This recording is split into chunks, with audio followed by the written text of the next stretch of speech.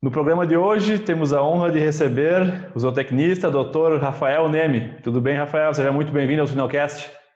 Tudo jóia, Jamil? Tudo ótimo. Obrigado pela oportunidade.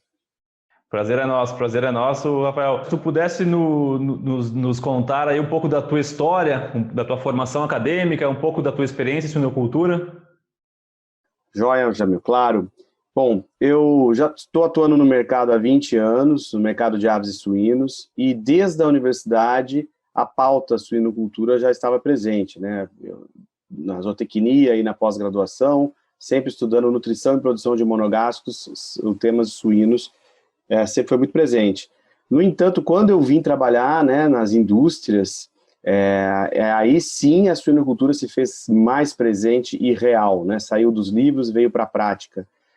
E aí o contato com os produtores, com as agroindústrias, com os centros de pesquisas para entender o comportamento dos aditivos e de produtos destinados à suinocultura, eu comecei aí sim uma imersão que me trouxe muito mais, uma visão muito mais prática e do dia a dia da suinocultura. Então tenho um tempinho aprendendo e a gente vê que sempre tem mais espaço para aprender. Há quanto tempo na Fibro, Rafael?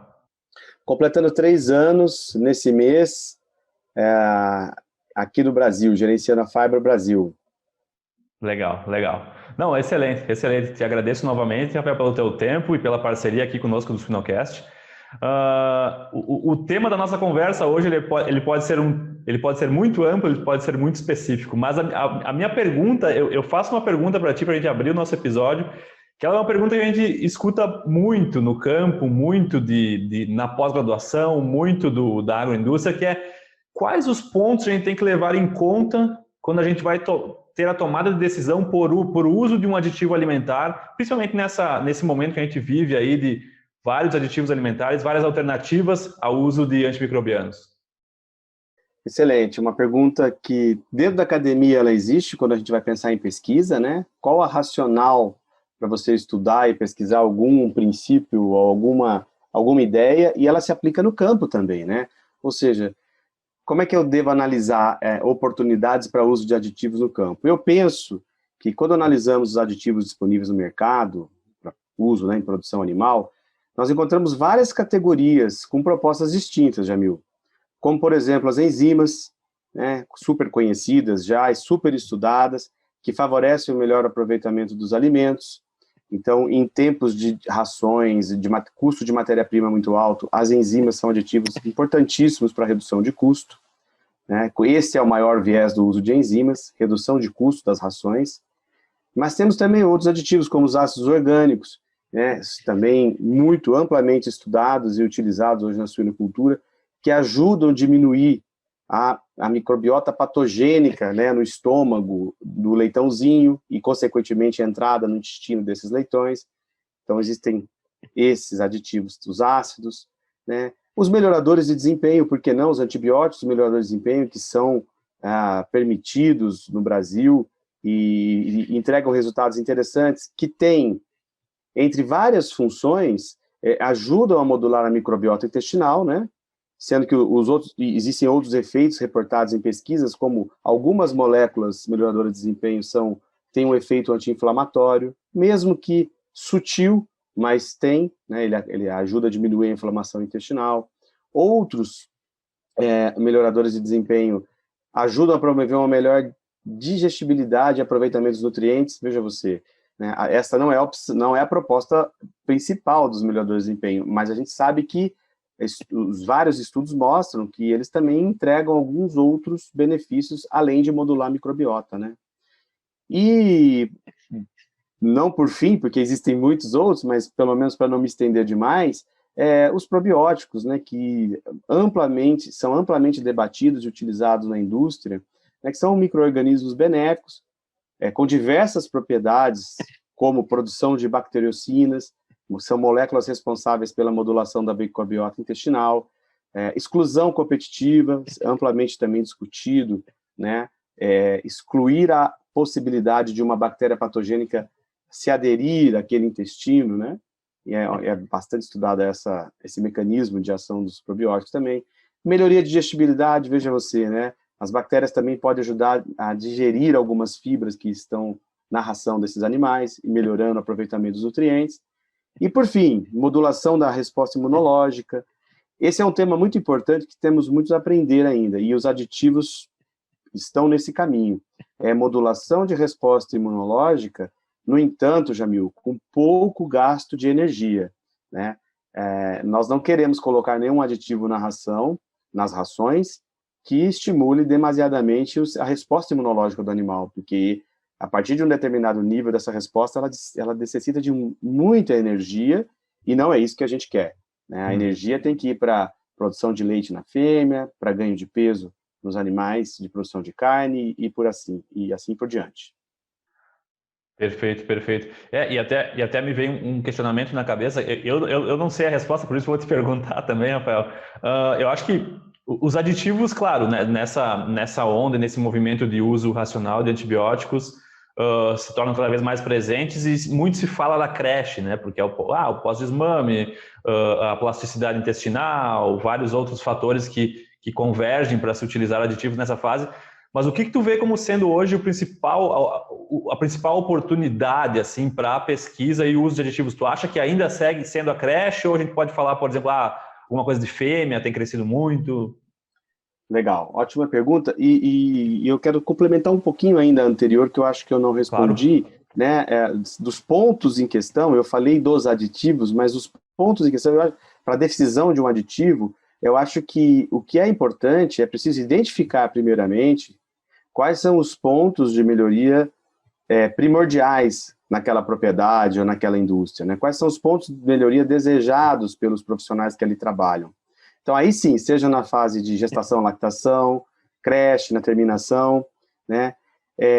E checar quais índices merecem mais atenção naquele momento. Mortalidade, se é conversão alimentar e ganho de peso, se é uma diarreia que está acima, né, do mínimo aceitável, se são casos de infecção urinária nas fêmeas, ou buscar melhoria de redução de dias não produtivos dessas fêmeas. E aí eu entro nessa sua segunda pergunta, né? Então, antes de você tomar a decisão por um ou outro aditivo, e todos são muito interessantes, todos entregam propostas bem validadas pela ciência, é importante ver qual é o ponto crítico dentro da granja, né?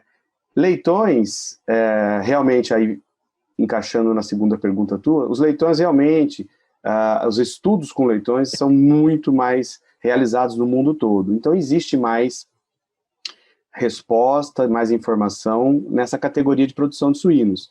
Mas outras categorias também merecem atenção, Jamil. Veja você, nos dias de hoje, com o custo de produção que a gente vem enfrentando na produção animal como um todo, um aumento de mortalidade na terminação, na engorda, é extremamente prejudicial à rentabilidade daquela granja. Então, se existem tecnologias que podem melhorar uma diminuição de mortalidade daquele animal pesado, eu tenho certeza que sim, vale a pena essa atenção e vale a pena checar o que pode ser feito. Mais uma vez, identificando qual é o problema primordial a ser atacado, né?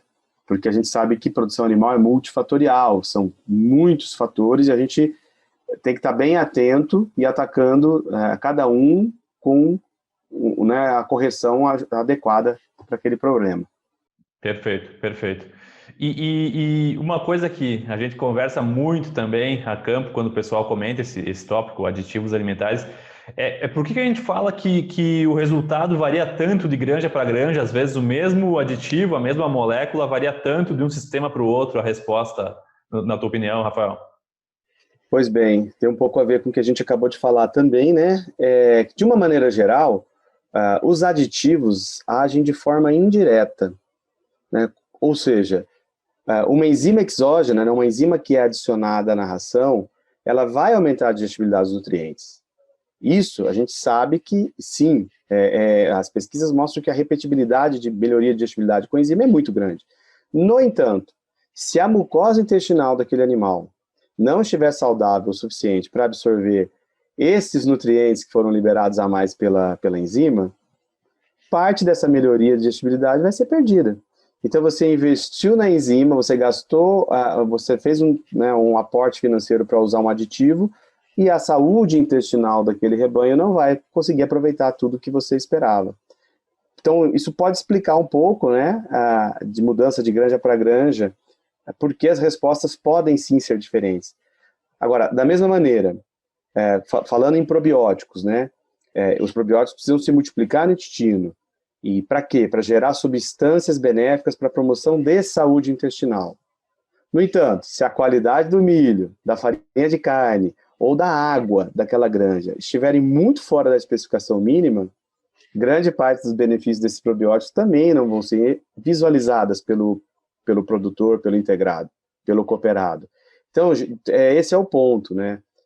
Os aditivos, eles são produtos, eu costumo dizer assim, o ajuste fino da produção animal, né? Nós temos animais que são máquinas de crescimento, de conversão de nutrientes em massa muscular, são carros extremamente tecnológicos. No entanto, você não vai conseguir enxergar grandes benefícios desses aditivos se você está pecando no básico, Jamil. Tá? Pode parecer repetitivo esse discurso, mas é a pura verdade. Né? Se não estamos cuidando bem da qualidade dos grãos, do manejo, bem-estar desses animais, ambiência, né? Biosseguridade, enfim, do pacote completo, os aditivos podem ser que você não visualize o benefício dele. Ele vai estar lá fazendo o seu papel, mas diante do todo, pode ser que a resposta econômica, que é o que a gente busca, não apareça. Agora, eu tenho mais uma observação. É importante ressaltar que grande parte dos aditivos diferem no seu mecanismo de ação dos antibióticos, né? Quando nós falamos de antibióticos, nós sabemos que são moléculas purificadas, com mecanismos de ação muito específicos, bem definidos, e razão pela qual os antibióticos são ferramentas fundamentais para a promoção de saúde e bem-estar dos rebanhos. Então, assim, vamos pensar da seguinte forma. Uma molécula antibiótica, ela tem um caminho certo a perseguir, né, e agir. Por isso, você visualiza muito mais o resultado dos antibióticos com essa ação direta numa bactéria do que dos aditivos que tem essa questão toda indireta que a gente acabou de conversar.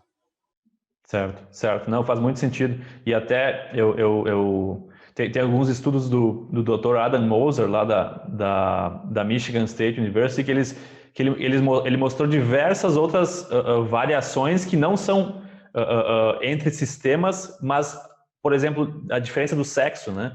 O macho e a fêmea respondem de maneira diferente, o macho e a fêmea têm uma microbiota diferente, reagem imunologicamente diferente a estímulos intestinais, então só do sexo já tem uma certa variação, né? Quando a gente vai pensar em várias outras particularidades, por exemplo, é comum ainda se ver granjas que usam muito o manejo do antibiótico preventivo ao desmame, né? Ou às vezes o antibiótico junto com algum manejo no leitão lactente ali, de desgaste de dente, corte de cauda, mais a cauda, né? E ferro, aplicando um antibiótico no leitão tão jovem, comparado com não aplicar esse antibiótico, com certeza a resposta de um probiótico, por exemplo, deve ser muito diferente, não, Rafael? Alguns fatores externos, como a utilização do antibiótico, ela é preponderante a outras ações, né, de menor impacto, como um aditivo. Agora, quando falamos em uso de antibiótico com probiótico, é importante, Jamil, uma vez que a medicação ela é fundamental para a promoção do bem-estar dos animais. Então, a gente tem que usar das medicações no momento correto, preferencialmente não preventivo, né, Jamil? Preferencialmente numa situação de tratamento, de uma intervenção, né, específica para proteger esses animais.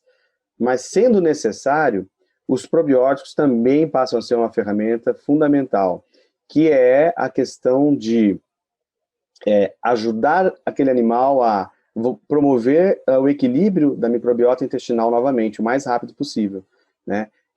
O antibiótico promove um quadro de disbiose, né? São tratamentos que a gente sabe que tem que seguir o protocolo de 5, 7 dias, ou talvez até mais. Então, isso promove uma desbiose que vai precisar de um gasto depois de energético desse animal para recuperar e toda essa equilíbrio da microbiota. E os probióticos entram muito bem nesse momento, tá? Certo, certo. E Rafael, tem se falado aí ultimamente da modulação ambiental, né? Inclusive foi um dos tópicos dos nossos últimos webinários, né? A modulação microbiológica ambiental. Teria como tu definir um pouco mais sobre o que é a modulação microbiológica ambiental na prática? Tenho pensado bastante nesse tema, realmente o webinar foi interessante, a gente aprendeu muito lá com o professor Roberton. Agora, todos estamos aprendendo muito sobre essa questão de modulação biológica ambiental, né, em suínos. E não só em suínos, em várias áreas você percebe que existe uma atenção grande para essa questão da modulação biológica do ambiente. Mas nós temos um excelente exemplo dentro da suinocultura e com ciência aplicada, com repetibilidade. Veja vocês, um exemplo mais simples possível, né? Os estudos sobre o uso de probióticos, né, de micro-organismos benéficos, nas matrizes, nas rações das fêmeas, durante gestação e lactação, ele promove impacto benéfico nos leitões. Existe um estudo mostrando que a utilização de bacilos licheniformes e bacilos subtilis em fêmeas durante gestação e durante o período de lactação, a excreção daqueles bacilos né, pelas fezes das fêmeas no ambiente da maternidade promoveu, neste caso do estudo, uma aceleração na formação da microbiota do intestino dos leitõezinhos. Então, esta modulação desse microambiente, que é a maternidade, com um produto in feed, olha só, não estamos nem falando de uma modulação ambiental direta, né, aplicando algum produto na maternidade, né, através da ração das fêmeas, e foi constatado que aqueles leitõezinhos acabaram ingerindo aquelas bactérias, aqueles bacilos, e aquilo promoveu uma saúde intestinal melhor e uma saída da maternidade melhor daqueles leitõezinhos. Então, assim, esse é um exemplo que a gente conhece no dia a dia de possibilidade de modulação biológica ambiental que acontece dentro da suinocultura. Agora, nós precisamos extrapolar isso para as outras fases de produção, né? Então, quanto mais nós inibirmos o desenvolvimento de patógenos no ambiente como um todo, menores serão as chances daquela fêmea, daquele animal engorda, ingerir, né, uma bactéria patogênica que esteja no ambiente. Então, vejam só, as ações, que são inúmeras, ações com aditivos, via ração, juntamente com inúmeras ações necessárias para controlar a limpeza do ambiente, né, a biosseguridade da granja, e, mais que isso, promovendo que a microbiota que esteja presente no ambiente daqueles animais seja uma microbiota saudável, a tendência é, sim, minimizar problemas de ordem sanitária para esses animais. Excelente, excelente, claro. E eu vejo também, eu li recentemente alguns trabalhos que falam da biorremediação, né? O uso de algumas moléculas que possam também melhorar a questão das lagoas de dejeto, né? Se encaixaria nesse quadro de modulação microbiológica ambiental ou seria um outro assunto, Rafael? Jamil, é uma área que a gente não, né, atua, eu não atuo, não domino, mas eu sei que também existem estudos mostrando que esses bacilos ingeridos pelos animais e eliminados nos dejetos que vão para as lagoas, eles podem sim, de certa forma, ajudar nessa questão ambiental, né, no processo de produção de biogás e manutenção dessas lagoas. Agora, cabe estudar se a quantidade utilizada hoje em feed, ela pode promover uma melhoria desse tipo lá nas lagoas. Eu acho que cabe estudo, merece atenção, e com certeza tem muita área de aprendizado e implementação também. Certo, certo. Rafael, hoje cada vez mais se fala alguns trend topics ali mais recentes, aí, a nova higiene aí do bem-estar animal e também esse nosso tema aqui, aditivos. O que tu vê como um relacionamento? Existe algum relacionamento entre bem-estar animal e microbiota? O que te vem na cabeça quando a gente linka esses dois tópicos tão tendência no momento? Chamil, eu tenho certeza que sim. Eu gosto desse tema já há muito tempo e antes da gente trazer para o nosso ambiente de produção animal, eu já gostava de ler os artigos da área humana, né, e existem muitas informações disponíveis, né, que o papel da microbiota intestinal equilibrada no eixo cérebro-intestino e a relação com o bem-estar animal está muito bem respaldado por pesquisas, né, em diferentes espécies e houve muita evolução nas últimas décadas, tá? A gente pode digitar na internet, buscar esse termo, né, microbiota e bem-estar. Nós teremos, assim, uma infinidade de artigos, de produtos para humanos também. Então, esse é um assunto bem explorado no mundo todo. Então, sim, essa relação intestino, cérebro, bem-estar, ela é importantíssima e deve ser trabalhada cada vez mais. Esse ecossistema presente no intestino, né, de bactérias e toda aquela microbiota, ele é habitado por trilhões de bactérias que contribuem para a regulação de inúmeras funções fisiológicas, né, desde a produção de energia à imunidade, né, muito grande aí os reflexos dessa microbiota no intestino. Alguns que a gente até desconhece e que existem trabalhos aí, estudos em diversas áreas. Sim, sim. E eu acho que é bem... Depois que eu li aquele livro 10% Humano, eu comecei a prestar mais atenção, porque às vezes a gente fica com uma visão muito de rebanho e perde alguns detalhes, e esse livro 10% Humano, ele nos mostra, né, como que, principalmente em humanos, em espécies, obviamente não de produção, a microbiota ela tem uma determinação, ela tem uma relação imensa com muitas outras coisas que não só a digestibilidade e a saúde intestinal, né? Desde o comportamento, desde a tomada de decisão por algumas espécies que migram, né? Até imunidade, né? Então é fantástico mesmo e com certeza se um sistema, se a microbiota está relacionada com tantos órgãos, com o bem-estar, ela vai estar também, né? Eu acho que é uma forma de pensar bem interessante, a modulação da microbiota e a saúde intestinal relacionando com vários outros sistemas e com o bem-estar animal. Exato, e ainda um pouquinho distante da produção animal, né, você comentou sobre o livro, até com variação de humor das pessoas, a questão da depressão, ela pode ter um fundo aí relacionado com a dinâmica intestinal daquela pessoa ou daquela população, né? Porque você sabe que uma população, uma comunidade, uma família, todas trocam, de certa forma, no seu ambiente, uma microbiota mais comum, né? Então, em função da alimentação, da região, do clima, do estilo de vida, dos conceitos sobre higiene, a microbiota dessas populações, elas vão variar. E isso pode explicar muito do comportamento, ou até da saúde, né? Para a gente não ir tão longe, né, da questão psíquica, né?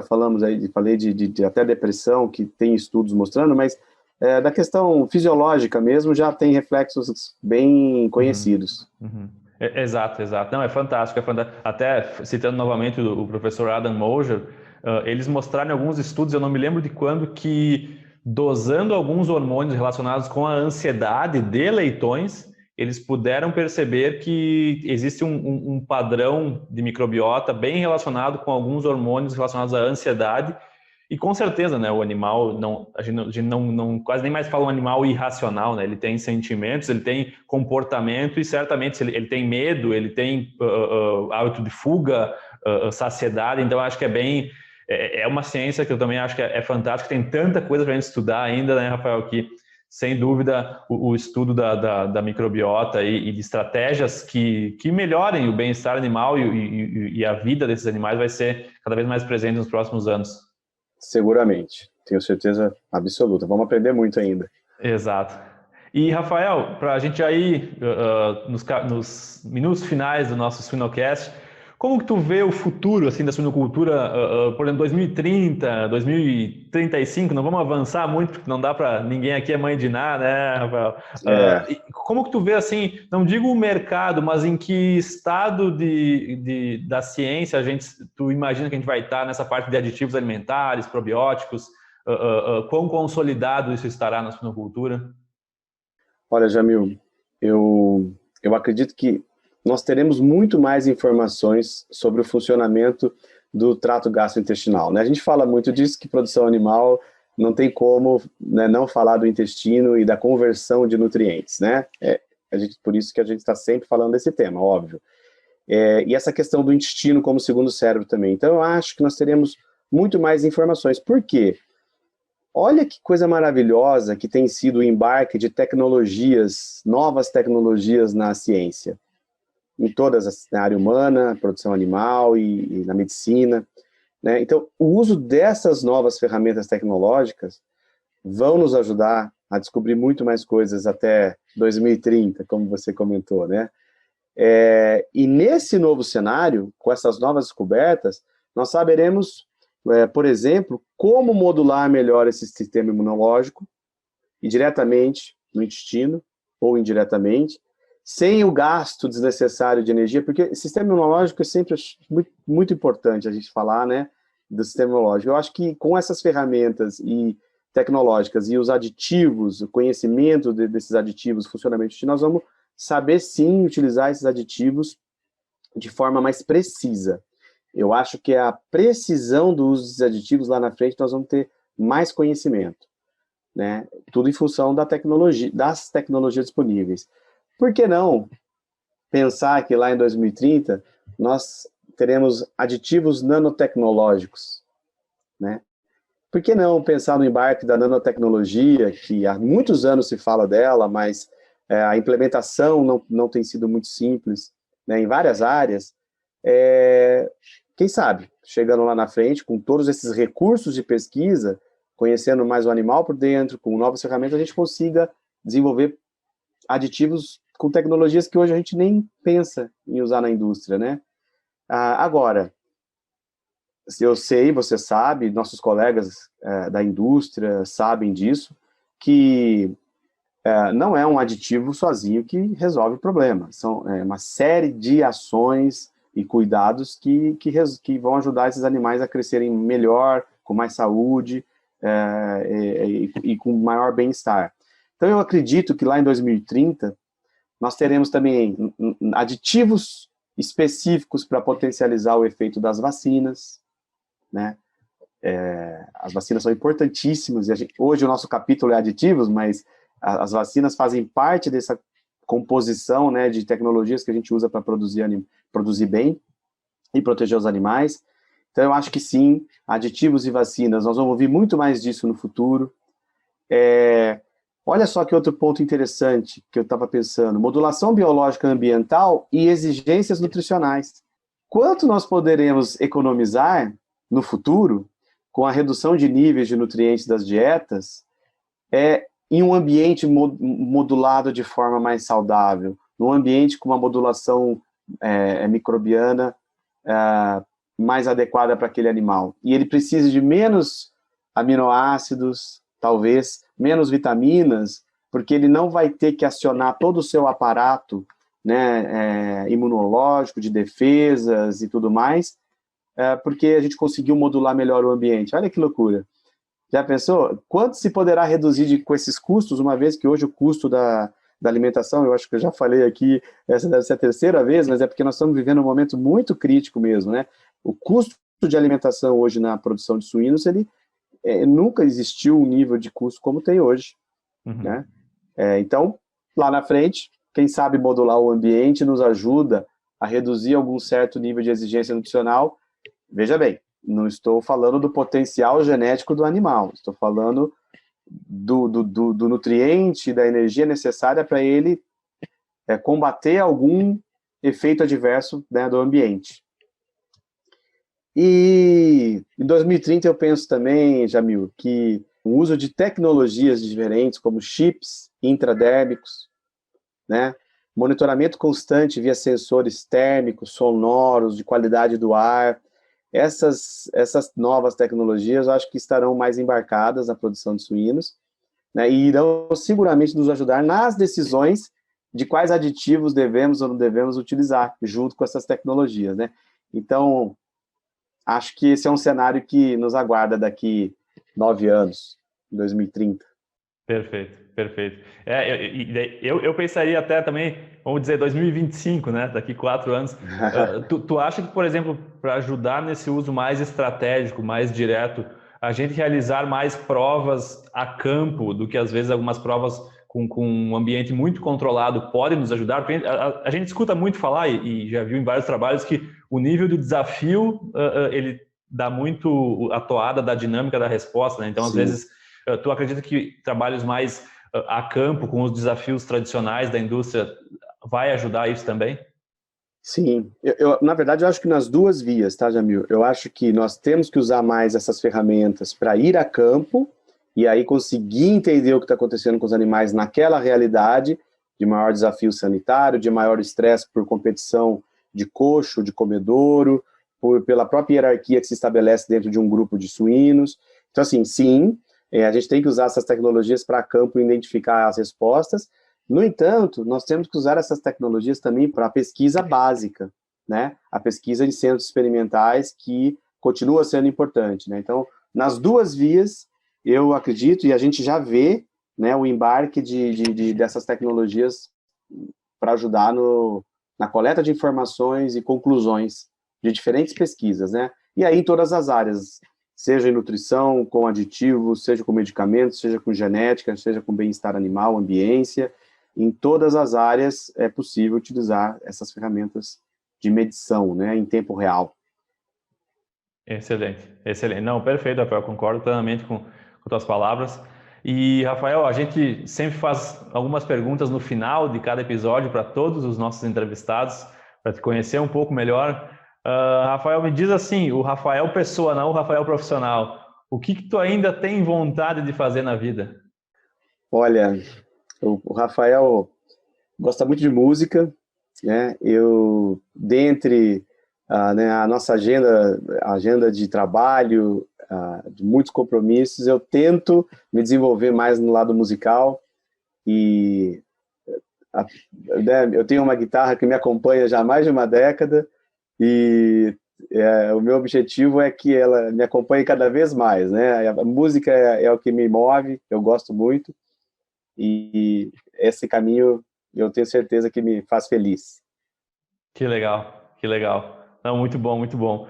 E, Rafael, para finalizar, se eu tivesse que te pedir um conselho de 2 livros, um livro relacionado à suinocultura ou um livro técnico e um livro não relacionado a temas técnicos, quais seriam esses livros que tu me recomendaria?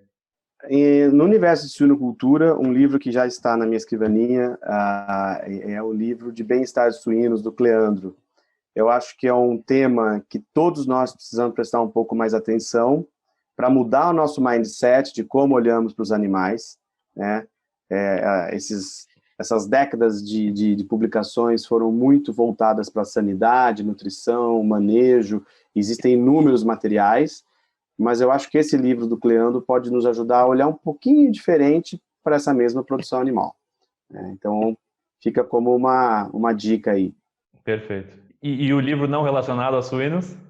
Toda a informação que leva a autoconhecimento, ela é bem-vinda, né? O autoconhecimento, ele nos ajuda a tomar decisões mais assertivas, olhar mais para os próximos, com empatia.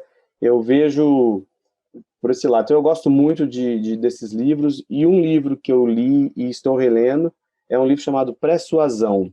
A influência começa antes mesmo da primeira palavra.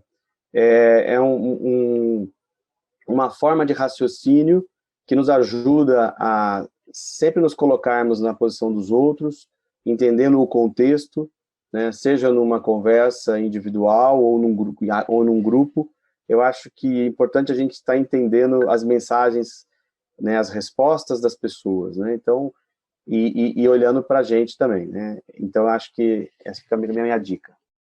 Perfeito, perfeito. Doutor Rafael Neme, muito obrigado pelo teu tempo, pela parceria e por todo o teu conhecimento aí compartilhado conosco aqui no Sinocast.